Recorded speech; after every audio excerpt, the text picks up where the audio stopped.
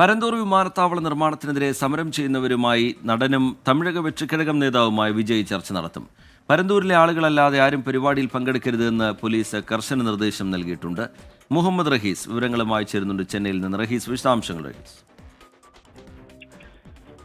റീജിത്ത്, പരന്തൂരിൽ എയർപോർട്ടിനെതിരെ സമരം ചെയ്യുന്ന ആളുകളുമായി കൂടിക്കാഴ്ച നടത്താൻ വിജയ്ക്ക് ഇന്നലെ അർദ്ധരാത്രിയോടുകൂടിയാണ് അന്തിമ അനുമതി ലഭിക്കുന്നത്. ഇതിൽ ഏറ്റവും പ്രധാനം വേദി സംബന്ധിച്ചുള്ള തർക്കമായിരുന്നു.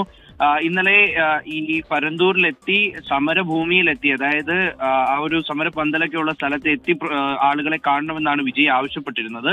പക്ഷേ പോലീസുമായി നടത്തിയ ചർച്ചയ്ക്ക് ശേഷം അത് തൊട്ടടുത്തുള്ള ഒരു കല്യാണ മണ്ഡപത്തിലേക്ക്, ഓഡിറ്റോറിയത്തിലേക്ക് ഈ ഒരു കൂടിക്കാഴ്ച മാറ്റിയിട്ടുണ്ട്. പ്രധാനമായും 4 കാര്യങ്ങളാണ് പോലീസ് 4 നിർദ്ദേശങ്ങളാണ് നൽകിയിട്ടുള്ളത്.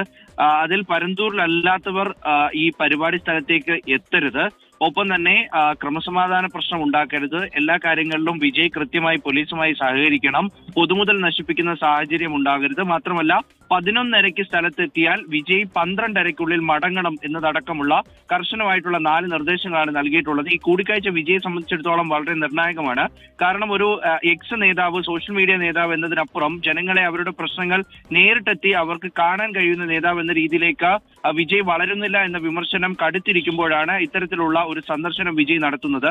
ഈ രാഷ്ട്രീയ പാർട്ടി പ്രവേശനത്തിന് ശേഷം ആദ്യമായിട്ടാണ് ഒരു സമരഭൂമിയിലേക്ക് വിജയ് എത്തുന്നത് എന്നതും ശ്രദ്ധേയമാണ്. റീജിത്ത്, ശരി. മുഹമ്മദ് റഹീസ് ചെന്നൈയിൽ നിന്ന് വിശദാംശങ്ങൾ പങ്കുവയ്ക്കുകയായിരുന്നു.